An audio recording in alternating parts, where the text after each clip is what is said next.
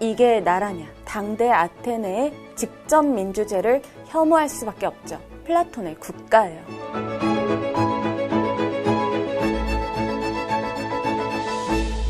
여러분, 써니피디아에 잘 오셨어요. 오늘 함께 읽어볼 책은 플라톤의 국가예요. 국가는 지난 시간에 한번 다뤄본 적이 있는데 오늘 다시 한번 더욱더 상세하게 구체적으로 아주 자세히 파보려고 해요. 영국의 철학자 화이트헤드에 따르면 서양 철학의 역사는 플라톤의 각주에 불과하다. 그만큼 플라톤은 중요하다. 이 정치 철학의 뿌리라고 할 수 있는 이 플라톤의 국가, 너무나도 중요한 고전이기 때문에 한 번 더 안 다뤄볼 수가 없죠. 그래서 준비했습니다. 플라톤의 국가 함께 들여다볼게요.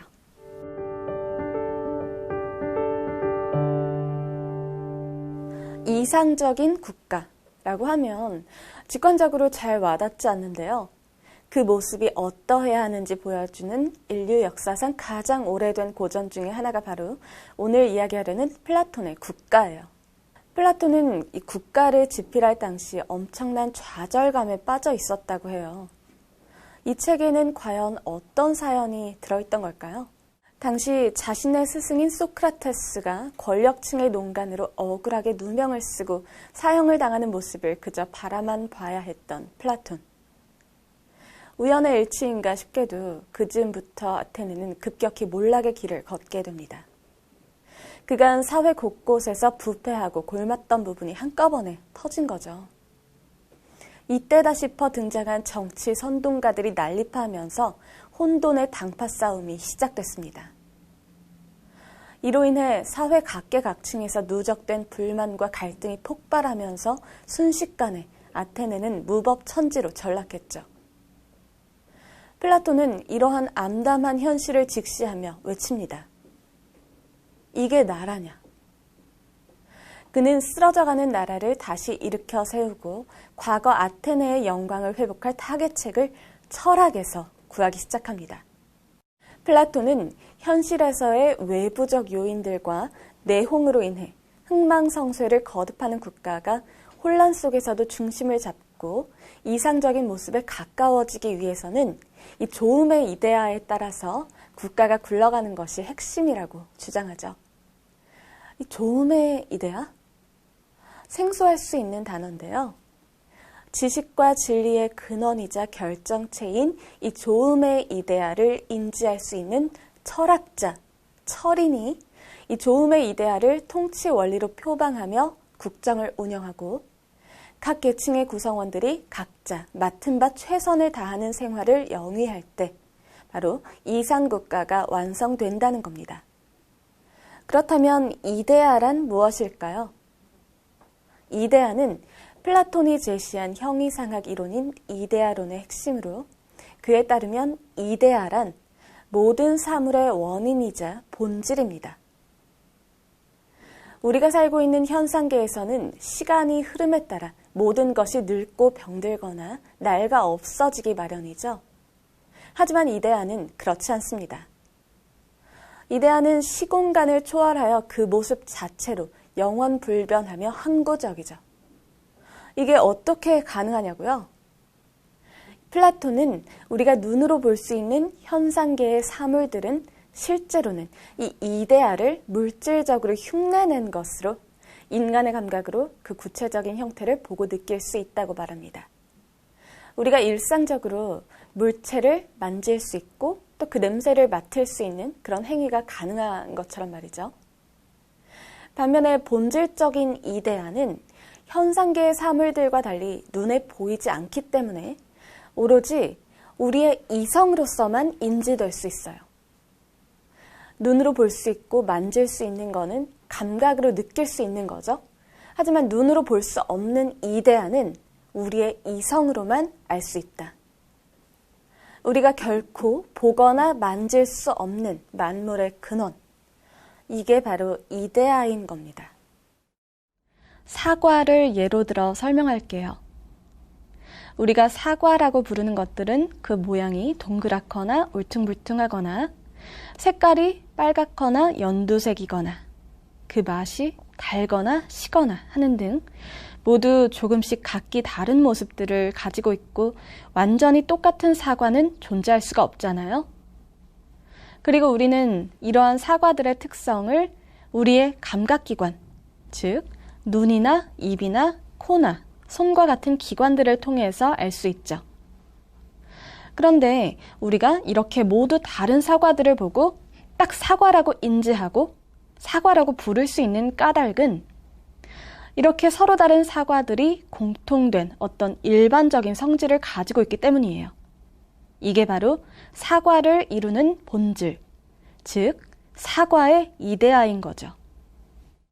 예를 들어 한국에서 나는 사과와 프랑스에서 나는 사과가 그 모양과 맛이 서로 다르다고 해서, 혹은 플라톤이 살던 고대에 난 사과와 현대에 생산되는 사과의 출하 시점이 다르다고 해서 이 사과라는 단어가 각각 다른 의미로 적용되는 게 아니죠. 사과의 이데아는 시간과 공간을 초월하여 존재하는 고정불변의 것이기 때문입니다. 플라톤에 따르면 본래 인간은 이데아의 세계에 존재했었는데 현실 세계로 넘어오면서 이 망각의 강이라고 불리는 레테의 강을 건너게 되면서 이데아의 세계를 망각하게 됐다고 합니다. 고통과 기쁨을 모두 초월한 세계. 이것은 결코 아무나 이데아를 인지할 수 있는 것이 아님을 시사하죠. 플라톤은 이성을 통해서 이 조음의 이데아를 인지할 수 있는 특별한 자들을 철학자, 즉 철인으로 명명합니다. 그래서 플라톤은 이 철인들이 국정을 운영할 때 이상적인 국가의 모습이 갖춰질 수 있다고 주장하죠. 이것이 바로 플라톤의 철인 정치론입니다. 앞서 플라톤의 스승 소크라테스가 억울한 죽음을 당한 것을 말씀드렸습니다. 이 소크라테스가 다수의 어리석은 대중이 이끄는 정치, 즉 중우정에 의해서 억울하게 누명을 쓰고 사형을 당했기 때문에 이 플라톤은 당대 아테네의 직접 민주제를 혐오할 수밖에 없죠. 이에 따라서 플라톤은 주장합니다. 검증되지 않은 자들은 의사결정에 참여시키면 안 되고 이데아를 인지할 수 있는 지혜로운 자들만이 국가의 통치자가 되어야 한다고 말이죠. 따라서 올바른 국가를 위한 첫 번째 덕목은 바로 지혜임을 명시합니다. 플라톤이 말하는 지혜란 분별력을 의미하고요. 이는 곧 지식으로부터 나오는 것이죠. 이러한 논리로 플라톤은 국가 5권에서 철학자가 통치를 맡아야 하는 당위성에 대해서 분명하게 강조하고 있어요. 철인이 국왕이 되거나 아니면 지금 국왕 또는 통치자라 불리는 자가 진정한 철인이 되기 전에는 그리하여 정치 권력과 철학이 하나로 결합되고 지금은 둘 중 어느 하나만을 따로따로 추구하는 여러 자질이 그러지 못하도록 제지당하기 전에는 여보게 글라우콘, 국가의 고통은 아니 인류 전체의 고통은 결코 종식되지 않을 것이네. 그러기 전에는 우리가 방금 논의한 정체가 실현되거나 햇빛을 볼 가능성이 전혀 없네. 이 내용을 읽다 보니까 보이는 내용 있죠? 네, 맞아요. 플라톤은 아주 철저한 계급의식을 가진 철학자였어요. 그가 말하는 계급 피라미드의 정점에는 지혜를 가진 극소수의 철학자인 통치자 계급이 존재하죠. 통치자 계급 아래에는 국가를 수비하는 전사이자 귀족인 수호자 계급이 있고 그 아래 최하단에는 농업, 공업, 상업 등에 종사하는 평민들인 생산자 계급이 있어요.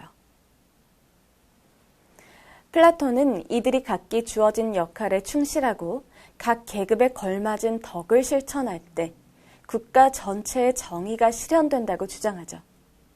한마디로 각자 가장 잘하는 직분을 맡아서 서로의 것을 넘보지 말고 본인의 테두리 안에서 최선을 다하자는 것입니다.